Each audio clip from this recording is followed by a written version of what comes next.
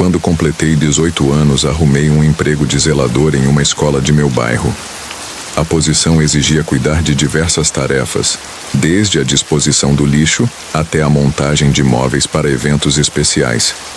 Era um trabalho que envolvia a manutenção das instalações, organização de suprimentos e assegurar a segurança do ambiente para as crianças. No entanto, havia algo em comum nesse local. Trabalhávamos eu e um colega mais velho chamado Bob. Nas sextas-feiras, era comum Bob sair mais cedo, deixando-me encarregado de fechar a escola. O prédio ficava situado dentro de um complexo escolar, próximo a uma igreja católica, mas a escola era aberta a todos, independentemente de religião.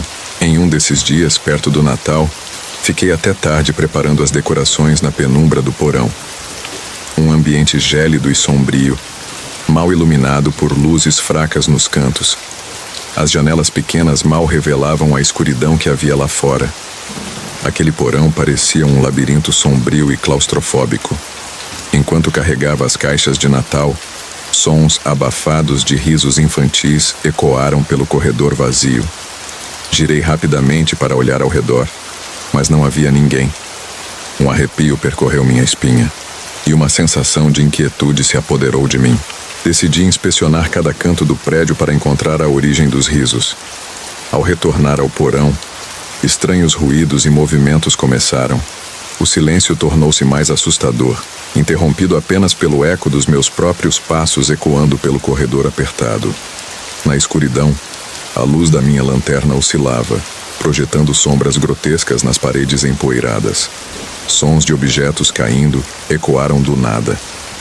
Corri para verificar, mas não havia explicação para aqueles sons. Nenhum objeto no chão, nenhum movimento suspeito. Enquanto meu coração batia acelerado, subi as escadas para escapar do que parecia ser um pesadelo real. Porém, ao chegar ao topo, um sussurro infantil ecoou do porão, como se viesse de um abismo escuro. Tranquei a porta do porão em pânico e liguei para Bob, mal conseguindo articular o que estava acontecendo. Ele sugeriu chamar a polícia, pois algo sinistro poderia estar ocorrendo. Quando os policiais investigaram, descobrimos apenas caixas e recipientes, sem sinal de presença humana. A sensação de que algo maligno pairava sobre aquele lugar não me abandonava.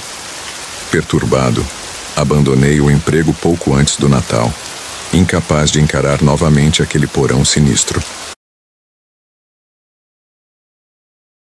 Isso aconteceu há pouco tempo, quando eu ainda morava sozinho no meu apartamento.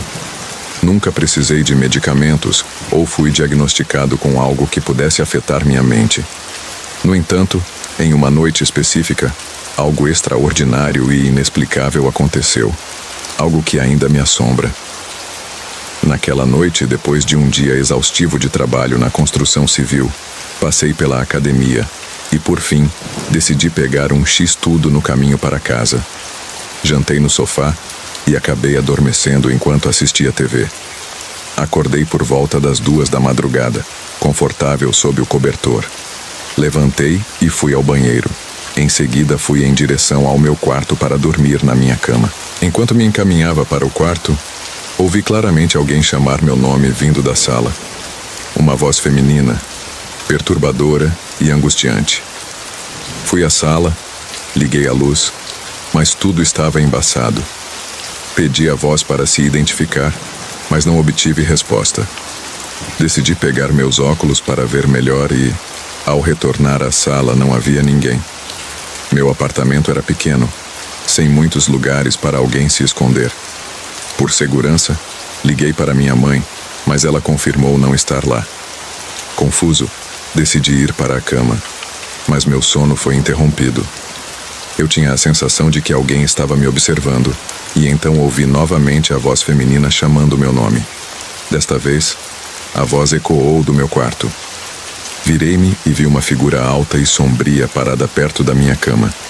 Uma silhueta feminina com cabelos longos, mas sem traços faciais visíveis. Apenas distorções assustadoras. Aterrorizado, lutei para encontrar o interruptor de luz, mas acabei derrubando o abajur. Quando finalmente consegui iluminar o quarto, não havia mais nada lá, apenas o vazio. Procurei em todos os cantos debaixo da cama, nos armários, mas não havia sinal de intrusos. Comecei a questionar minha sanidade, incapaz de explicar o que acabara de presenciar. Aquela noite foi terrível. A sensação de paranoia e medo me consumiu. Eu estava convencido de que havia alucinado devido ao cansaço extremo ou ao estresse. Relatei o ocorrido para poucas pessoas, minimizando os detalhes para evitar dúvidas ou julgamentos. No entanto, aquela experiência, independentemente de ser uma alucinação ou não, foi, sem dúvida, o momento mais assustador e surreal da minha vida. Foi uma situação inexplicável que ainda me deixa perplexo e perturbado até hoje.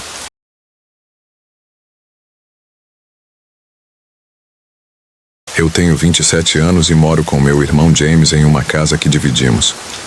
Nunca tive experiências estranhas ou anormais na minha vida, até esta semana, quando uma série de eventos perturbadores ocorreram.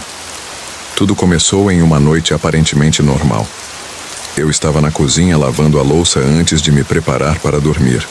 De repente, um copo de plástico azul caiu no chão. O som me fez saltar e girar rapidamente da pia. Vi o copo balançar algumas vezes antes de cair, embora estivesse perfeitamente posicionado sobre o armário. Não havia explicação lógica para o que acabara de acontecer, mas coloquei o copo de volta no lugar. O evento estranho não parou por aí. Enquanto estava na cama com as cortinas fechadas, uma luz fraca e estranha iluminou meu quarto através das persianas. Mesmo intrigado, estava confortável demais para investigar e descartei como algo relacionado às luzes da rua. No dia seguinte, sozinho em casa durante uma tempestade, ouvi um barulho vindo da cozinha. Associando-o ao trovão, fui verificar e encontrei o mesmo copo azul caído, sem explicação plausível. Enquanto estava lá, ouvi um ruído vindo do quarto acima do meu, mas James não estava em casa para confirmar qualquer presença. Com um misto de confusão e medo, subi as escadas até meu quarto, verificando que tudo parecia normal. No entanto, durante aquela noite, quando James voltou para casa, discuti com ele sobre esses estranhos eventos. Ele não tinha conhecimento disso, e o restante da noite transcorreu sem incidentes. Entretanto, em uma outra noite, acordei assustado às 2 da manhã ao ouvir um som de batida na janela. Meu coração acelerou instantaneamente, mas ao perceber que estava no segundo andar, não poderia haver ninguém do lado de fora. Mesmo assim, relutante, olhei pela janela e não havia ninguém ali.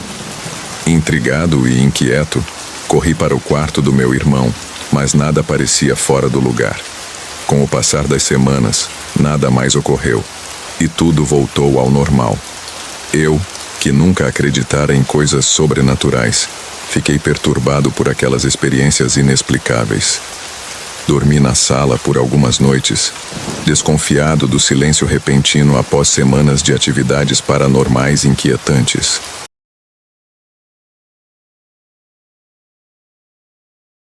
Uma vez fiz uma viagem de Goiás para o Rio Grande do Sul.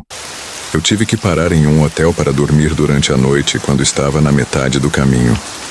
Havia um velho hotel meio surrado que ficava fora da rodovia em uma estrada tranquila. Havia apenas 2 carros no estacionamento, então definitivamente não havia muitos clientes. A senhora da recepção estava muito robótica e parecia entediada com o trabalho. Ela parecia se encaixar na atmosfera do hotel perfeitamente.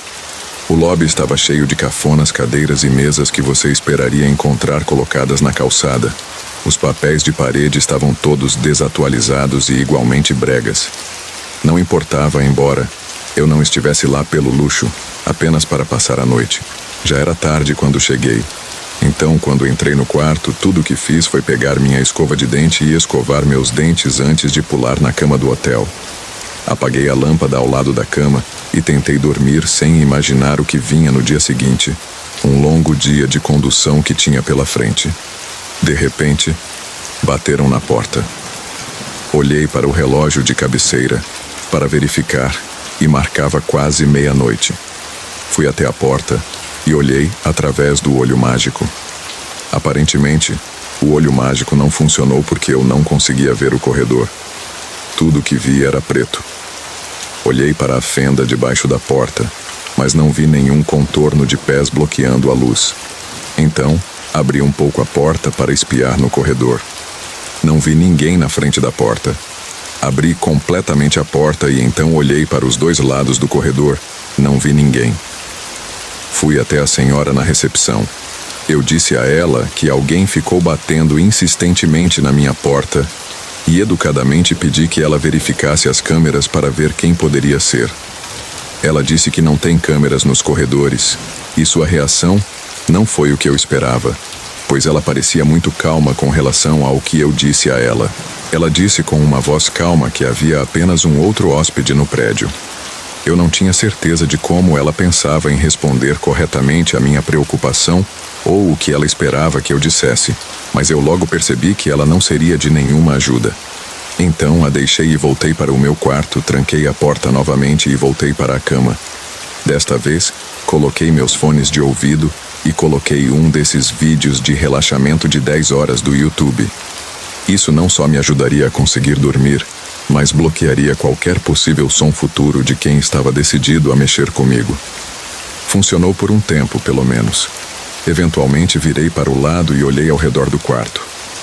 Era um quarto bem grande, porém meu coração acelerou quando olhei para o canto. Sentei-me para tentar chegar mais perto para olhar o que eu pensei que estava vendo. Juro que parecia um humanoide gigante, uma figura como um humano de mais de 3 metros de altura em pé bem no canto.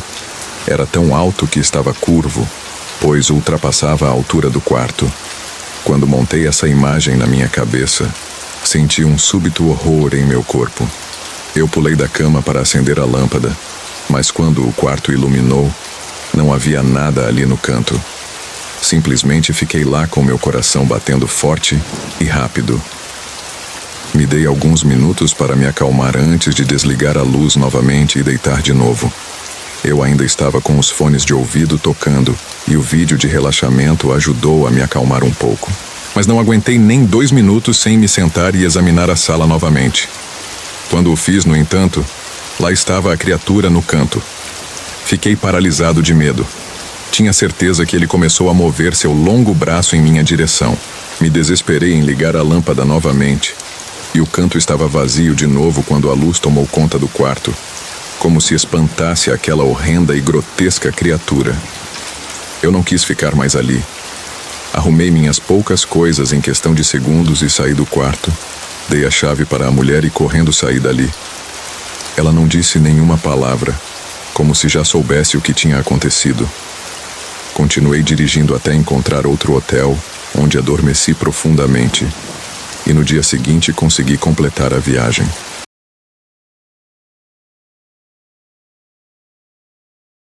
Em um hospital, uma enfermeira levou um soldado cansado e ansioso até a cabeceira da cama onde se encontrava um paciente. "Seu filho está aqui", disse ela ao velho paciente. Ela teve que repetir as palavras várias vezes antes que os olhos do paciente se abrissem. Fortemente sedado por causa da dor do ataque cardíaco, ele viu vagamente o jovem soldado uniformizado do Exército Brasileiro parado do lado de fora da tenda de oxigênio. Ele estendeu a mão. O soldado envolveu seus dedos endurecidos pela guerra nos dedos flácidos do velho, transmitindo uma mensagem de amor e encorajamento. A enfermeira trouxe uma cadeira para que o soldado pudesse sentar-se ao lado da cama.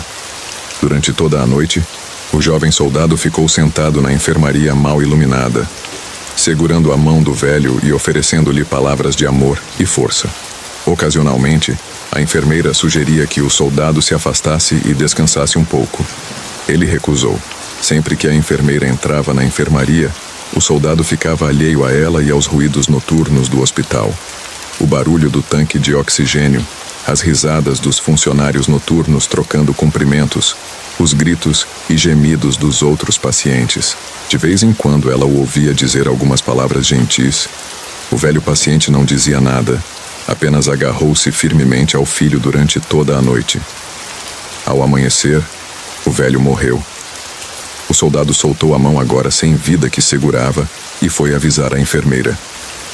Enquanto ela fazia o que tinha que fazer, ele esperou. Finalmente, ela voltou. Ela começou a oferecer palavras de simpatia, mas o soldado a interrompeu.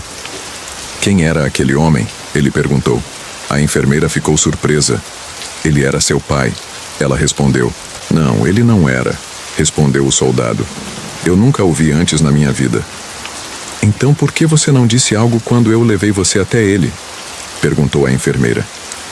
Eu soube imediatamente que tinha havido um erro, mas também sabia que ele precisava do filho. E o filho simplesmente não estava aqui, respondeu o soldado.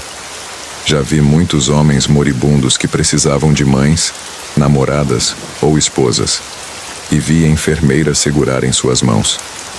Quando percebi que ele estava doente demais para saber se eu era filho dele ou não, sabendo o quanto ele precisava de mim, fiquei. Vim aqui esta noite para encontrar um certo senhor Guilherme da Silva. Seu filho foi morto ontem no Iraque e fui enviado para informá-lo. Aliás, qual era o nome desse cavalheiro? Perguntou o soldado. A enfermeira com lágrimas nos olhos respondeu. Senhor Guilherme da Silva.